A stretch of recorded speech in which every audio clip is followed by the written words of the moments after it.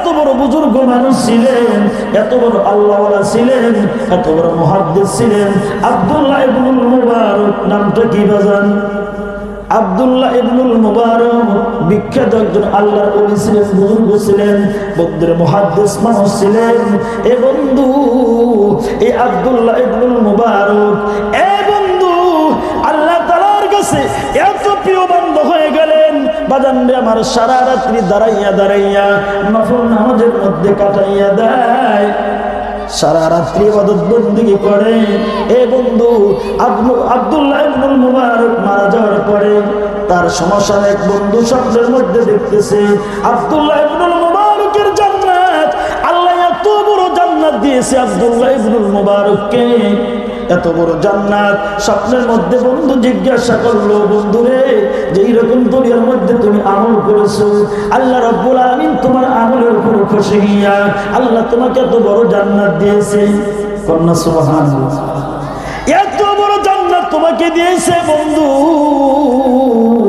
আব্দুল্লাহ ইবনুল মুবারক ডাক দেওয়া, বন্ধুরে আলহামদুলিল্লাহ, আল্লাহ রাব্বুল আলামিন আমাকে এত বড় জান্নাত দিয়েছে, কিন্তু আমার বাড়ির পাশে যে কামার ছিল, আমার বাড়ির পাশেই যে কামার ছিল, ওই কামারের জান্নাত আমার জান্নাত থেকে দ্বিগুণ বড়। কন্যা সুবহানাল্লাহ,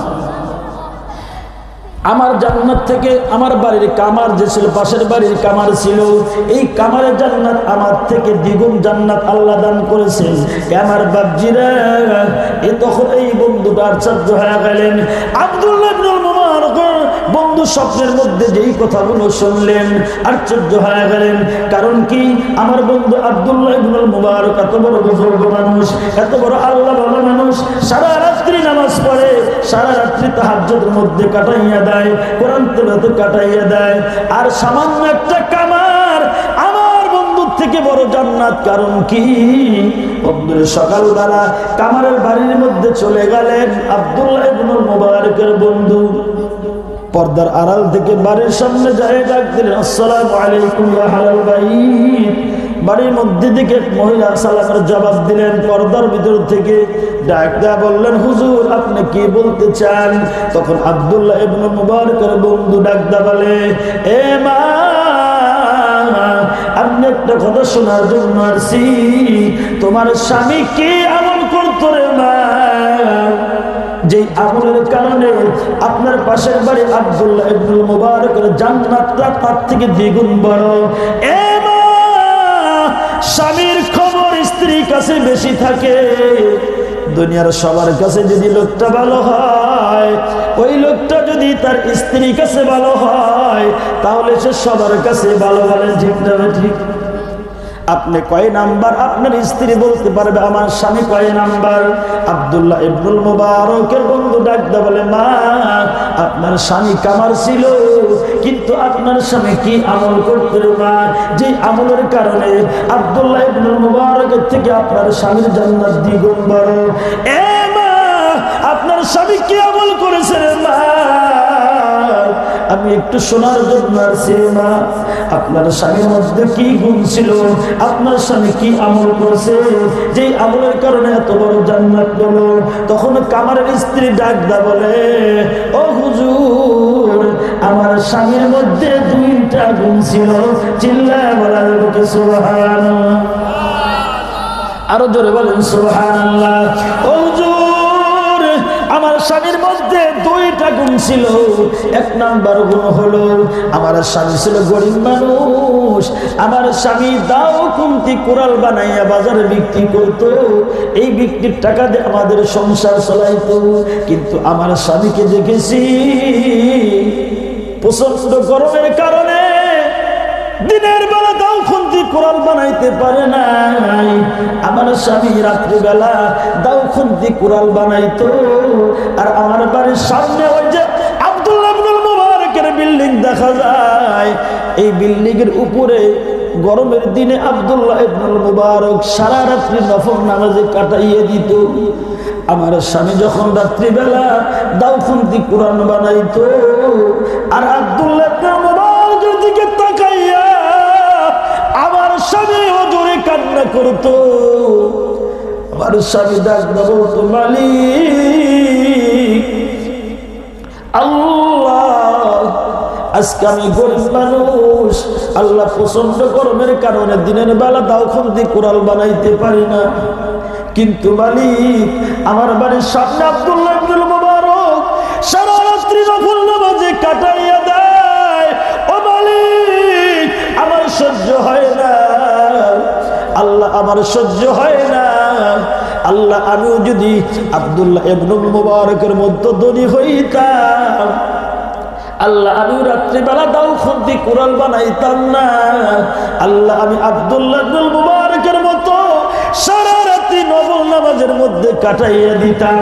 মালিক গো, তুমি আমাকে গরিব বানাইছো, তারপর আমি অসন্তুষ্ট না আল্লাহ। তোমার কাছে একটা আরজু জানাই আল্লাহ, দুনিয়ার সমস্ত মানুষ যদি আমাকে দুনিয়ার মধ্যে কামার বলে ডাক দেয়, ও প্রভু আল্লাহ, ও মালিক, তুমি কিন্তু আমাকে কাল কিয়ামতের ময়দানে কামার বলে ডাক দিও না। চিল্লায়া বলেন না সুবহানাল্লাহ। আল্লাহ আমাকে তুমি কামার বলিয়ে ডাক দিও না। আমি তো আব্দুল্লাহ ইবনুল মুবারকের মতো ধনী না, ওই রকম আমল করতে পারি না। কামারের স্ত্রী ডাক দেয় বলে, হুজুর আমার স্বামী আব্দুল্লাহ ইবনুল মুবারকের আমল দেখে দেখে আমার স্বামী কান্না করতো, আর মালিককে ডাক দেয় বলতো, মালিক আমাকে তুমি কামার বলিয়া ডাক দিও না। ও হুজুর আমার স্বামীর মধ্যে এক নাম্বার গুণ ছিল, অন্যর আমল দেখে দেখে আমার স্বামী ওজরে কান্না করতো, আমি দেখেছি।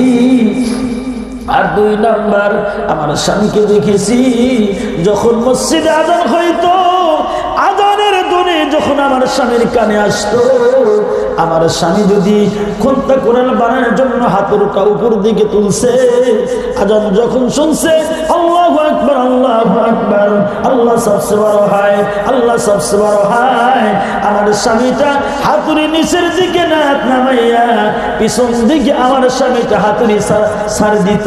চিল্লায়া বলেন না সুবহানাল্লাহ। আমার স্বামীর মধ্যে দুইটা গুণ ছিল। এক নম্বর গুণ, আমার স্বামী অন্য আমল দেখে দেখে কান্না করত। আর দুই নম্বর গুণ, আমার স্বামী আযান শোনার সঙ্গে সঙ্গেই আমার স্বামী পাগল হয়ে যাইতো নামাজের জন্য, তাড়াতাড়ি ওযু করে আমার স্বামী মসজিদে যাইতো। হুজুর আমার স্বামীর মধ্যে এই দুইটা গুণ ছিল। আমি যখন দেখেছি আমার স্বামীর মধ্যে দুইটা গুণ আছে, আমি স্ত্রী সাক্ষী দিয়েছি, হুজুর আমার স্বামীর জান্নাত ছোট জান্নাত হইতে পারে না, আমার স্বামীর জান্নাত অবশ্যই অবশ্যই আল্লাহ বড় জান্নাত দিবে। চিল্লায়া বলেন না সুবহানাল্লাহ।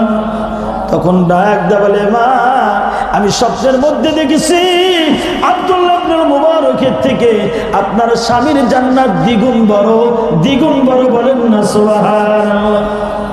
ওই যে নবী, মদিনার নবী, যেই নবী এত কষ্ট করলেন, বন্ধুরা আমার ওই নবীর পরশে থাইকা হযরত বিলাল রাদিয়াল্লাহু তাআলা আনহু মসজিদ নববীর বন্ধু মুয়াজ্জিন হয়েছিলেন। চিল্লা বলেন না সুবহানাল্লাহ।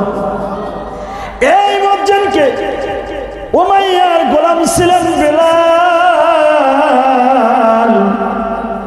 উমাইয়া যখন শুনলো এই বিলাল কালমা পড়ে মুসলমান হয়ে গেছে, উমাইয়া স্টিম রোলার চালাইলো, বিলালের উপর এত নির্যাতন চালাইলো। হাদিসের মধ্যে আছে বিলালকে উমাইয়া উত্তপ্ত বালুর উপর নিয়ে টানা হাসরা করতো। বন্ধুরা আমার, এই তো বিলালের গায়ে থেকে বন্ধু রক্ত, বন্ধু চামড়া ফেটে ফেটে গোস্ত বাইর হয়ে যাইতো। বন্ধুরে আমার সারা শরীর যাত্রা হয়ে যাইতো। উত্তপ্ত বালুর মধ্যে উমাইয়া টানতো, আর ও বিলালকে ডাক দেওয়া বলতো, বিলাল, এ বিলাল, কালমা ছাড়, তোমাকে এখান থেকে মুক্তি দেওয়া হবে। বিলাল রে, তুমি কালমা ছাড়ো, তোমাকে এখান থেকে মুক্তি দেওয়া হবে। বিলাল ডাক দেয়া বলে, উমাইয়া রে, যদি আমার জানটা চলে যায় তাও আমি একবার জন্য কালমা ছাড়তে রাজি নাই। চিল্লায়া বলেন না সুবহানাল্লাহ। নবী যখন মারা গেলেন, হযরত বিলাল রাদিয়াল্লাহু তাআলা আনহু গাট্টুরি বান্ধিয়া মদিনায় আর থাকবেন না। নবীর রওজা পাকে যাইয়া মাথাটা ঠেকাইয়া বেলাল টুকরে টুকরে কান্দে আর নবীকে ডাকতে বলে, নবী যাই মদিনায় আপনি নবী আযান দেওয়ার পরে আর নামাজ পড়াবেন না। ও নবী এই মদিনায় আমি বেলাল আর থাকতে চাই না। নবী গো আমি আযান দিলে আগে মসজিদে নববীতে আপনি নামাজ পড়াইতেন। ও নবী এখন আপনি দুনিয়ার মধ্যে বেঁচে নাই, আমি বেলাল আর এই মদিনায় থাকবো না, আমি কার জন্য আযান দেব? এ বাবজি, এ চৌধুরীর বাবারা, এ সতপুরের বাবারা, এ মারা, একটু কথা বলে দিলেন কান্দার স্বরের মা। বেলাল ছিলেন হাবশী দেশের গোলাম।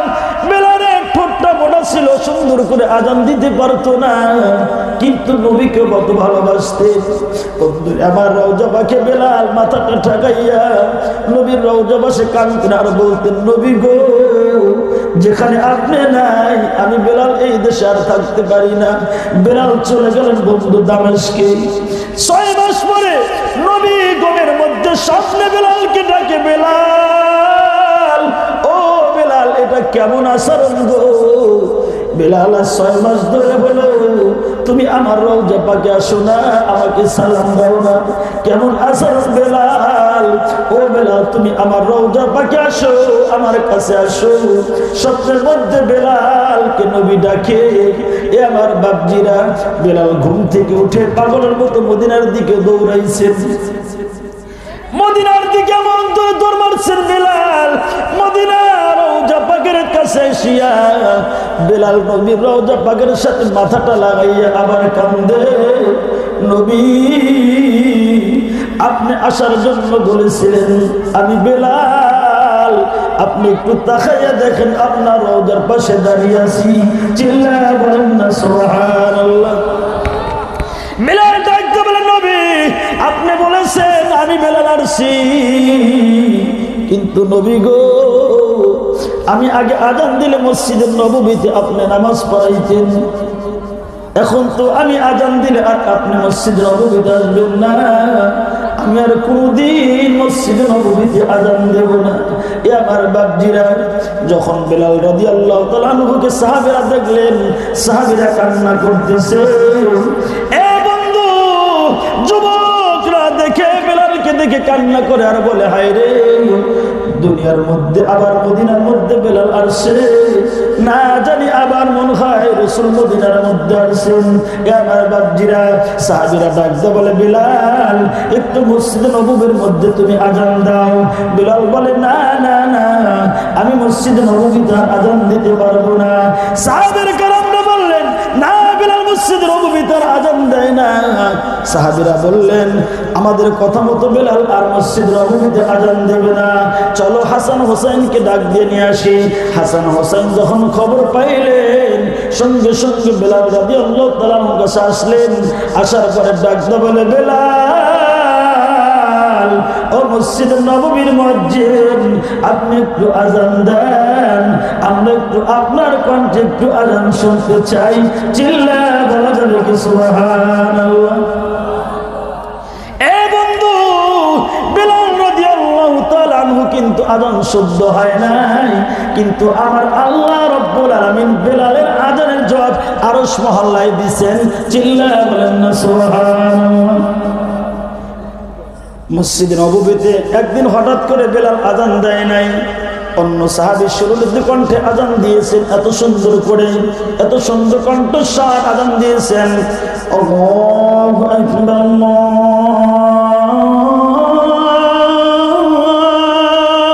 আকবার, আল্লাহু আকবার,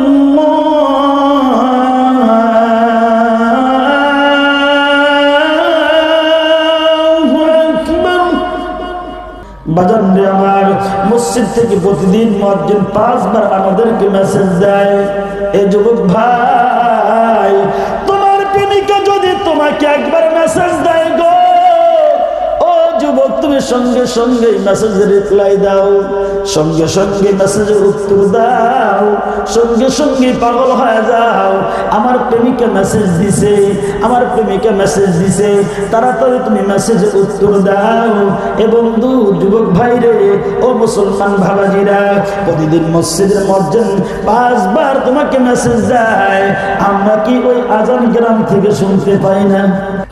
5 বার আজান দেয় মুয়াজ্জিন, মেসেজ দেয় 5 বার, আমরা কি শুনতে পাই রে বাজান? শুনতে অবশ্যই পাই, কিন্তু বাজান রে আমার, 5 বার মসজিদে মুয়াজ্জিন মেসেজ দিল, আমি তো আজান শোনার পর, ওই মেসেজ পাওয়ার পর একবারও ওই মেসেজের জবাব দেওয়ার জন্য মসজিদে গেলাম না। বলেন ঠিক না? মসজিদে গেছি, মেসেজ, ওই যে প্রেমিকার বন্ধু মেসেজ পাওয়ার সঙ্গে সঙ্গে যুবক পাগল হয়ে যায়।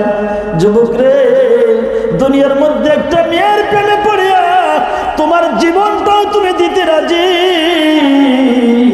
কিন্তু মদিনার নবীর একটা সুন্নাত পালন করতে তুমি রাজি নাই।